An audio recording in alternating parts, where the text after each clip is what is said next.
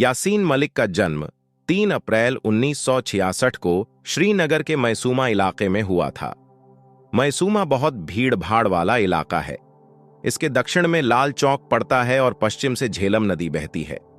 प्रतिबंधित संगठन Jammu Kashmir liberation front के चीफ यासीन मलिक कश्मीर में आतंकी गतिविधियों में शामिल था।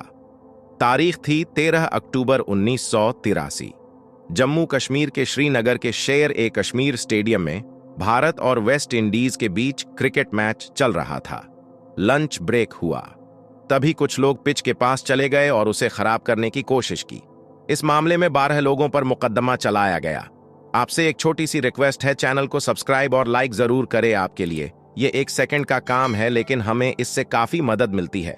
ये पूरा कांड जिस संगठन ने किया था उसका नाम था ताल पार्टी। 2 साल बाद 13 जुलाई 1985 को ख्वाजा बाजार में नेशनल कॉन्फ्रेंस की रैली हो रही थी।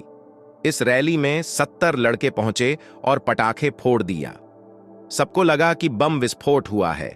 चारों तरफ अफरा तफरी मच गई।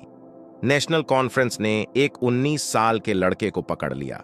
इस लड़के का नाम था यासीन मलिक, वो यासीन मलिक जिसने जम्मू कश्मीर में आतंक को बढ़ाया, कश्मीर की आजादी की वकालत करता रहा, बम बारूद और बंदूक के दम पर डर फैलाता रहा। यासीन मलिक दावा करता है कि 80 के दशक में उसने हिंदुस्तानी सेना का अत्याचार देखा था, जिसने उसे हथियार उठाने को मजबूर किया।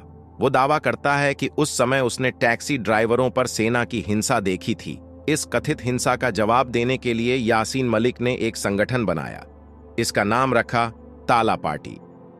ये संगठन हिंसा करने और माहौल बिगाड़ने की अक्सर कोशिश करता रहता था।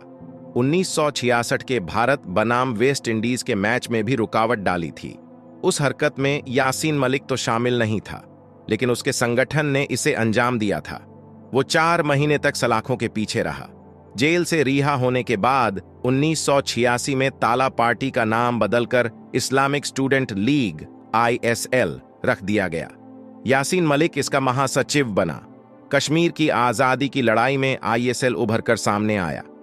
अशफाक मजीद वाणी, जावेद मीर और अब्दुल हामिद शेख जैसे आतंकी इसके सदस्य थे। कश्मीर घाटी में पाकिस्तान की वजह से माहौल हमेशा खराब ही रहता था। तनाव बना रहता था, हिंसा होती रहती थी।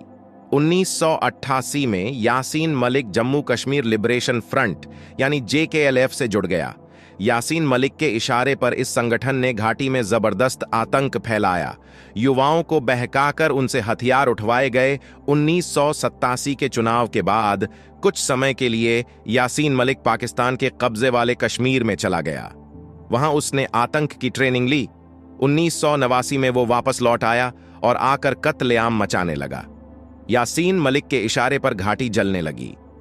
8 दिसंबर 1989, उस समय देश के गृहमंत्री थे मुफ्ती मोहम्मद सईद दिल्ली के नॉर्थ ब्लॉक गृह मंत्रालय में अधिकारियों के साथ बैठक कर रहे थे। उनकी बेटी रूबिया सईद MBBS का कोर्स पूरा करके श्रीनगर में इंटर्नशिप कर रही थी। हॉस्पिटल से ड्यूटी करने के बाद जब वो लौट रही थीं, तभी रास्ते में कुछ आतंकियों ने उनको अगवा कर लिया। इस किडनैपिंग का मास्टरमाइंड था अशफाक वाणी। इसे अंजाम दिया था JKLF के आतंकियों ने। रूबिया की किडनैपिंग से देश में हड़कंप मच गया। देश की कानून व्यवस्था की जिम्मेदारी संभालने वाला व्यक्ति अपनी बेटी की सुरक्षा करने में नाकाम रहा था। दिल्ली से श्रीनगर तक बैठकों का दौर शुरू हो गया। शुरुआत में JKLF ने रूबिया की रिहाई के बदले 20 आतंकियों की रिहाई की मांग की। बाद में बात 7 आतंकियों की रिहाई पर आ गई। 5 दिन बीत चुके थे, लेकिन रूबिया अब तक आतंकियों के चंगुल से छूट नहीं पाई थी। 13 दिसंबर की दोपहर को सरकार और आतंकियों के बीच समझौता हुआ। रूबिया की रिहाई के बदले 5 आतंकियों को छोड़ा गया। मार्च 1990 में सुरक्षा बलों ने अशफाक वाणी को मार गिराया। अगस्त 1990 में यासीन मलिक को भी घायल हालत में गिरफ्तार कर लिया गया। उसकी गिरफ्तारी के बाद JKLF के ज्यादातर आतंकी या तो मारे गए या पकड़ लिए। आखिरकार मई 1994 में मलिक को रिहा कर दिया गया। जेल से रिहा होने के बाद यासीन मलिक ने हथियार डाल दिए। उसने हिंसा की बजाय बातचीत से मसला सुलझाने की बात कही। उसने राजनीतिक मध्यस्थता की बात की। उसने कहा कि कश्मीर मसले पर भारत और पाकिस्तान की सरकारों के बीच बातचीत में उसे भी शामिल किया जाए, लेकिन भारत को यह मंजूर नहीं था। ऐसा कहा जाता है कि पाकिस्तान ने जेकेएलएफ को फंडिंग करनी बंद कर दी थी, क्योंकि जेकेएलएफ पाकिस्तान के साथ कश्मीर के विलय का समर्थन नहीं करता था। जेकेएलएफ का एजेंडा था आजाद कश्मीर, न भारत का न पाकिस्तान का, एक आजाद कश्मीर। यासीन मलिक की यह दलील पीओके में बैठे जेकेएलएफ के आकाओं को पसंद नहीं आई। 1995 के आखिर में जेकेएलएफ के संस्थापक सदस्य अमानतुल्लाह खान ने यासीन मलिक को अध्यक्ष के पद से हटा दिया। बाद में मलिक ने भी उसे अध्यक्ष पद से हटा दिया।